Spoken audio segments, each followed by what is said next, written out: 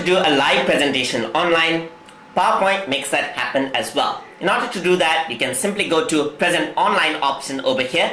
So you can click here, and Office Presentation Service is there. So it's a free public service which comes with your Microsoft Office 365 account. So simply click on this and it'll create an agreement. So I'm going to say I can either choose whether to let the remote viewers to download the presentation or not. I'm going to say enable and connect.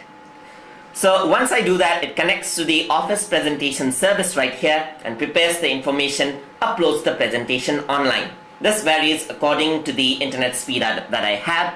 So I have a decent one, so it gets uploaded quite quickly. So you can also send, so it comes up with a link which the users can access. And you can either copy the link, send it to them, or you can send an email over here with the link. So usually I like to send an email of the link right here.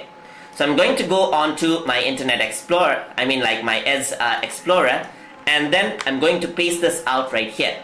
So once you go there, it accesses the online link. So right now it is blank. So unless I start the presentation, this won't show up. So it is blank right here, ready to receive the presentation right there.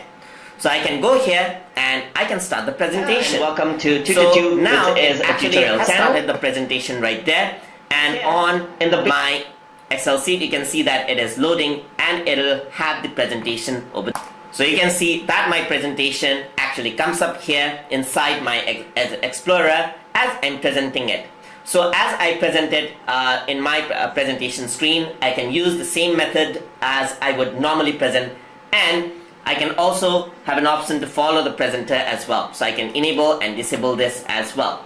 So you can see that once I play this, you can actually see everything out. Disable the follow presenter, it'll disable it out according to what I present. So that is how you can present online using Microsoft PowerPoint. Hope you guys learned something as always. And as always, please like, comment, share, and subscribe.